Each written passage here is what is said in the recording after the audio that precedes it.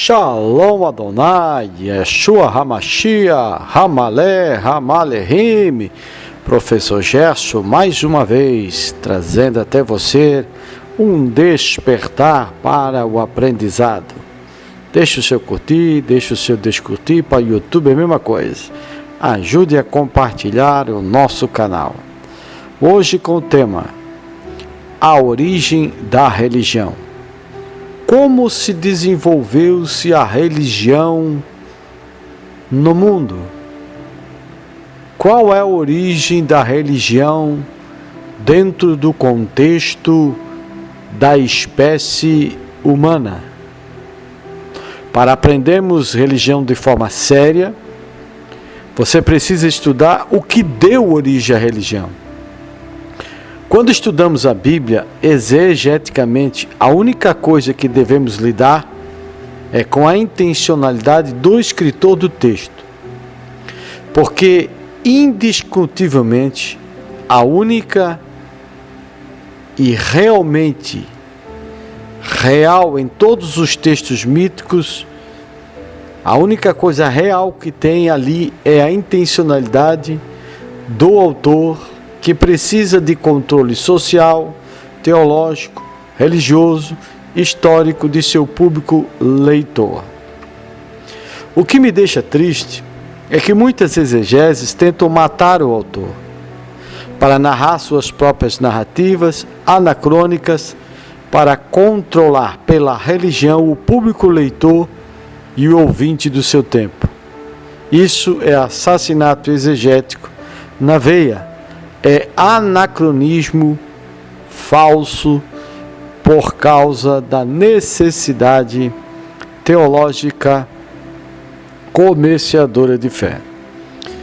Nobre amigo, quando você estuda a religião na origem, não quer dizer que você vai estudar o islamismo, o cristianismo, o budaísmo e o judaísmo. Não. A religião é muito mais antiga do que todas essas religiões juntas. Como fenômeno cultural, a religião tem mais ou menos 100 mil anos, para mais ou para menos, porque essa questão ainda academicamente não está resolvida. O que significa para nós essa expressão? A religião nasce há 100 mil anos atrás. Significa que a religião nasce em uma cultura que nós não imaginamos como era. Não tem escrita, não tinha ciência, não tinha cultura. Como a conhecemos? Não tinha música, não tinha arte, não tinha esporte. A religião nasce ao mesmo tempo que o Homo sapiens. Mas aqui precisamos fazer uma distinção. A religião só torna-se uma cultura quando ela passa a ter conteúdo. Ou seja, o impulso que levou o ser humano a criar a religião não era a cultura, mas é cerebral, é fisiológico e é biológico.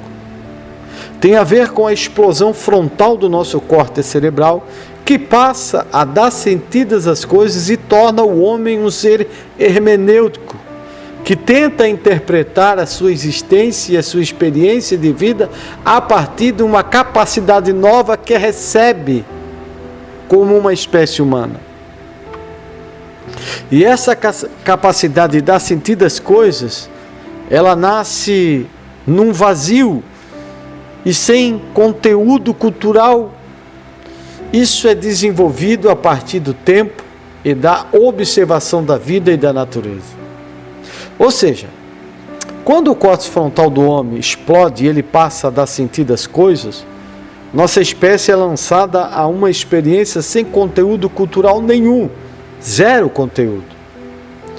Gaste tempo refletindo nisso, para você entender o processo de desenvolvimento da religião na espécie humana.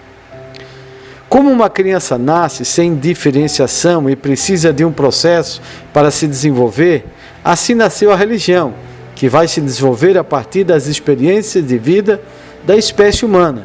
Uma criança nasce pronta para se desenvolver-se, mas subdesenvolvida para a vida. Assim era a religião quando ela nasce. Quando ela cresce, a criança, ela vai se desenvolver a partir de uma cultura pronta, recebida pelos pais, avós, dos colegas da rua, dos vizinhos, do pastor, do padre, do rabino, do ancião, da professora. Ela é como um passarinho, como um bicho que fica com o bico aberto e que vai receber a cultura pronta para alimentar o seu crescimento. Agora, quando a espécie humana emerge como uma espécie consciente por causa da explosão do neocórtex frontal do cérebro e passa a dar sentido às coisas pela observação e experiência, nós não tínhamos cultura nenhuma e passamos a ter a capacidade armazenativa de um HD, só que vazio de culturas, e que passemos pela observação a desenvolver a nossa cultura e a nossa religião. Assim nasce o pontapé inicial do processo de um desenvolvimento da religião, que você conhece ou acha que conhece nos dias de hoje. Ou seja, o ser humano é entregue à mais obscura e ignorância de tudo, e sua capacidade agora vai começar a armazenar em seu HD culturas que vão começar a ser construídas a partir de suas capacidades observativas e dar sentido e explicação para suas experiências diárias na vida. Meu nobre, hoje tudo que a gente olha e vê já está domesticado e emocionalmente em nossa mente. Agora, imagina nossos ancestrais no início de suas experiências com um HD vazio de culturas e da imaginação simbólica. Esse ser estava como uma criança perdida numa floresta de noite e teria que se adaptar ao seu contexto experienciador de vida. Hoje nós estamos enculturados emocionalmente e cognitivamente para saber dar sentido a tudo em nossa vida. Mas a primeira espécie humana que teve seu córtex frontal explodido e recebeu essa capacidade, não tinha.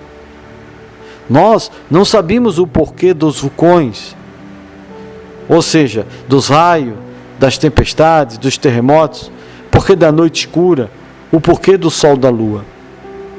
Eles passaram a ter que dar sentido a essas coisas. Eles passaram a ter que interpretar essas coisas. O primeiro homem, quando teve seu córtex frontal explodido, não tinha experiência nenhuma.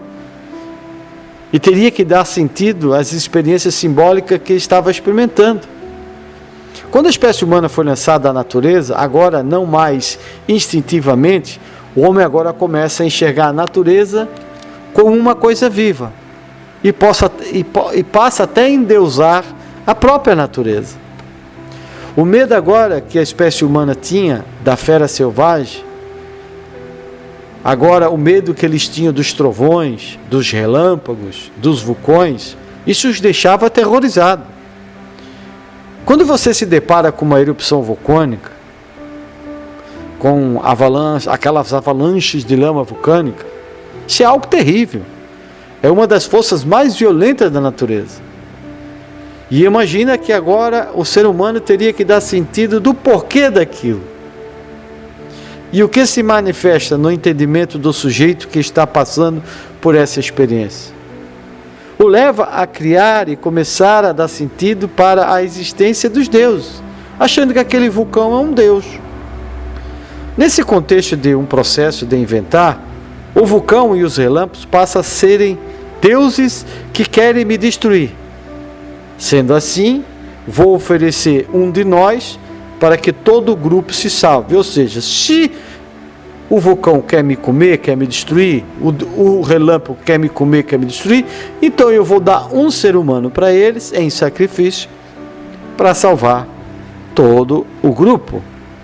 A primeira manifestação conceptiva do divino nasce do conteúdo de um cérebro que está a todo vapor dando sentido às coisas por suas experiências de vida.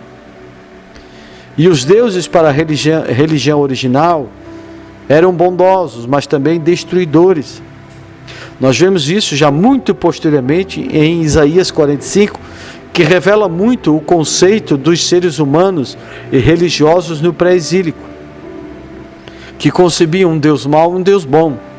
Um Deus que fazia a Shalom e um Deus que fazia Urá, a desgraça. E esse foi um conceito introduzido em Israel pela experiência que tiveram com o zoroatrismo.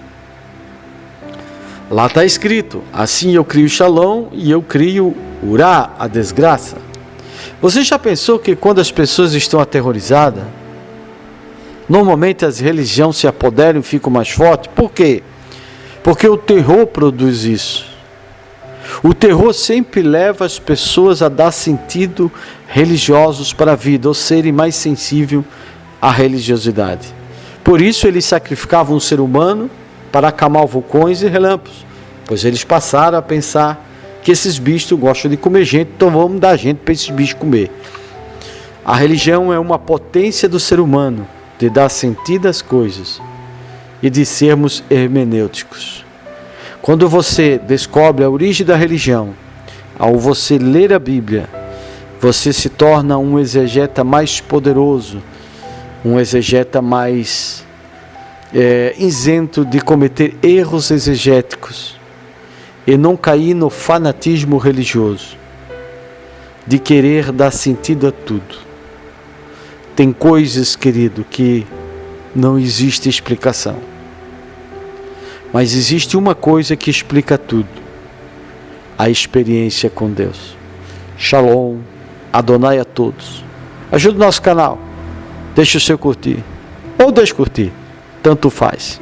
Que Deus abençoe a todos, em nome de Yeshua HaMashiach Hamaleh Hamalehim. Toda lekulam.